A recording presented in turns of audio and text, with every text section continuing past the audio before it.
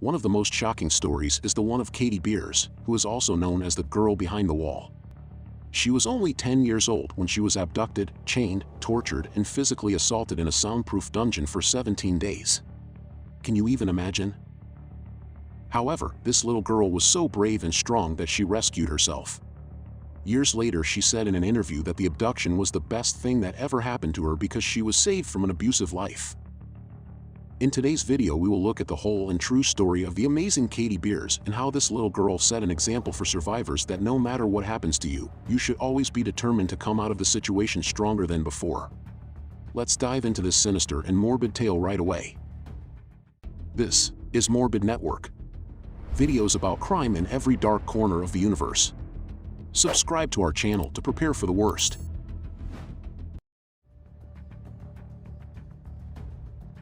At the age of 9, Katie Beers was abandoned by her biological mother and was used as a housekeeper by her godmother, Linda. She used to do the dishes, cleaning, and all kinds of other chores at her godmother's house. She didn't went to school and was not allowed to live a normal life like other children of her age could.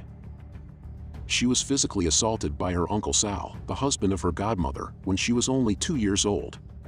Although at first, she did not tell anything about this to her godmother Linda, when she turned 7, she decided to tell Linda about her husband.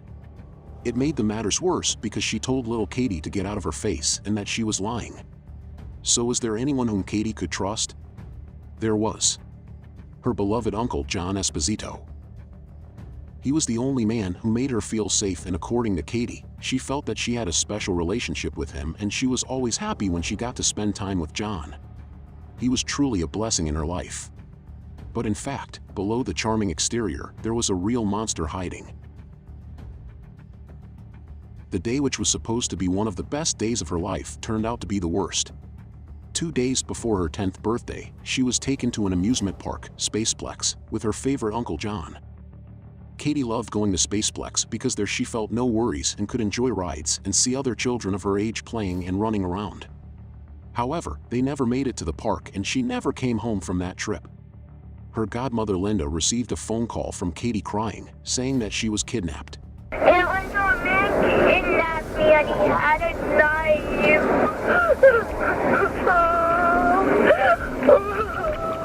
Oh no, here he comes, I gotta go. Katie. After this horrific phone call, the amusement park was searched for every inch, but Katie was nowhere to be found.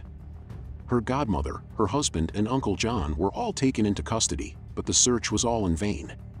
None of them had any clue where Katie was and she seemed to be vanished. We now know that at the time of the search, Katie was abducted and was trapped in an elaborate dungeon in a tunnel system behind the wall, the same place Katie played at as it was being built. She had no idea it was being built for her. It only had a toilet, a television set, which she used to keep up with the news, a mattress, and chains to restrain her.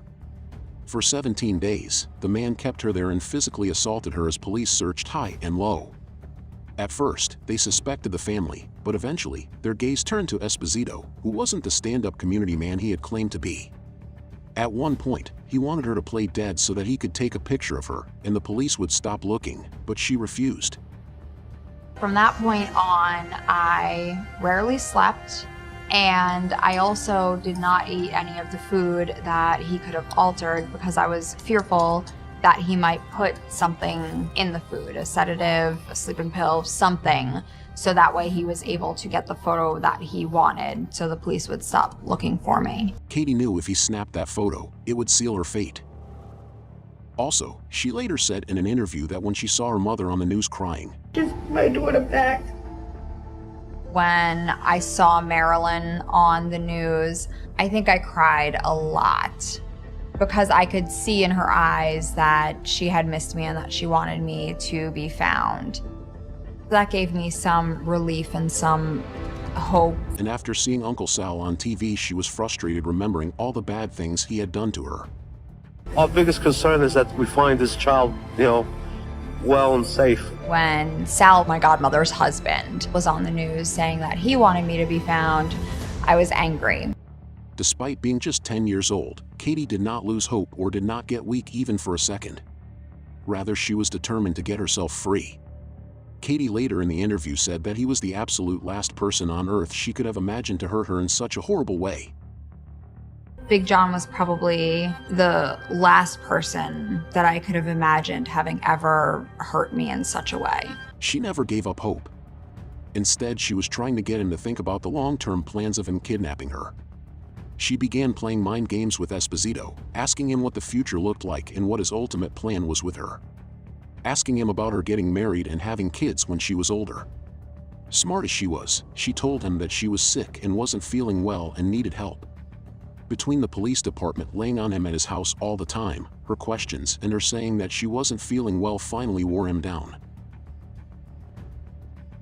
In the meanwhile, after Katie went missing, investigations had begun and the leading officer of this case was Dominic Verone, head of the Long Island Police Kidnapping Division. Verone said he immediately knew the abduction was done by a family member and he was concerned by the fact that a 9-year-old girl could use the word kidnap and how she was able to get away from the abductor to make the phone call. So to ensure that the call was taped in advance or not, it was sent to the FBI. On the other hand, Verone continued the investigations and talked to all the suspects including John, who only said that something dirty had happened. The FBI report on the phone call gave everyone on the case chills. It was revealed that the phone call that was received from a telephone booth outside Cineplex was not originally Katie calling from there. Instead, it was a taped call and was done to fool everyone. Police later determined the message had been tape recorded by Esposito trying to make it look like Katie was kidnapped by a third party while at Spaceplex. At first, Verone suspected that maybe the biological mother of Katie plotted a plan to free her in some way after knowing about Sal. But after digging deep into this suspicion, he found a strong alibi of all the family members. Now the circle of the investigation was narrowed down to just one person, Uncle John, who was also the person who saw Katie for the last time. Investigations on John revealed some dark facts about this seemingly lovable person. In 1978, Esposito pleaded guilty to attempting to snatch a 7-year-old boy from a shopping mall. But few in the neighborhood remembered it. Esposito put up posters in local stores, advertising himself as a big brother. "I don't remember ever seeing him with a girl, it was always little boys," said Mike Stone, 18, a neighbor of the Esposito family. Katie Beer's half-brother, John, has said he was molested by this friend of the family, a man he called Big John, until, he claimed, Esposito told him he was too old. Meanwhile, Katie, in the dungeon, had access to the news, and when she watched that, police narrowed down the investigation to a real kidnapper, so she was relieved and she had hoped that she was able to get herself free. As far as the investigation was involved, the police were not able to get a single clue of evidence from the residence of John.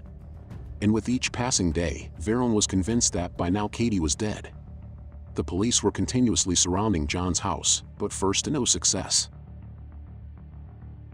The kidnapped girl who endured 17 days of captivity in an underground dungeon 20 years ago tells in her first public comments about her ordeal that she felt like she was living in a coffin during those weeks of captivity. After smart Katie pressured John with her questions about the future and convincing him she was really not feeling well at all, Esposito went to his lawyer and revealed he knew where Katie was. When police arrived at the house, the man began unlocking all of the components of the dungeon, proving he had been plotting this kidnapping for a long time. They expected to find a body, but miraculously, Katie was alive. Not only that, but investigators recalled a bubbly girl who understood the worst was behind her. Suffolk County Police Lieutenant Dominic Verone said, "We were amazed to see a 9-year-old look like she had just come back from a trip to the movies. She was sitting on the sofa, bubbly, upbeat, and we just knew from that moment on that she was going to be a survivor." When John told the police the truth and brought the police towards the dungeon, the police were shocked because it was a total of 30 steps deep and was dug in the basement. He must have spent a lot of time making this hole for the little girl. "You had to roll the carpet back and use a block and tackle to lift the 200-pound slab of concrete. She was in a secret room in his house," authorities explained. Katie even revealed that she played in the dungeon when it was being built for her abduction. Little did she know. He was given only 15 years jail sentence. Esposito, convicted for the abduction of Katie, was found dead in his cell at Sing Sing prison in Ossining in 2013. It appears that Esposito died of natural causes, according to the Department of Corrections and Community Supervision. "I'm saddened at the loss of a life, but at the same time I'm happy that John Esposito will never be granted parole or have the opportunity to hurt anyone ever again, Beers said in a statement later after she learned John had died. So how is Katie now? When Katie was discovered alive in Esposito's basement, authorities intervened and placed her in foster care.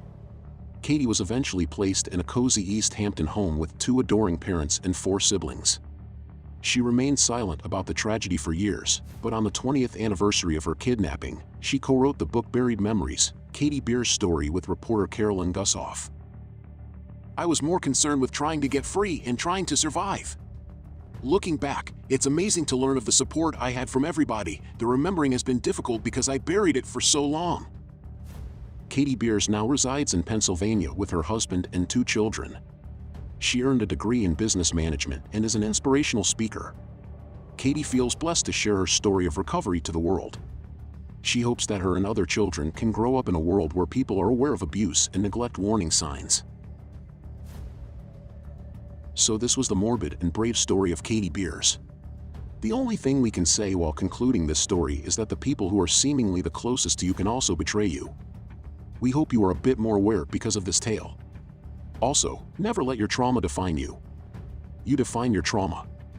You are stronger than you have imagined yourself to be.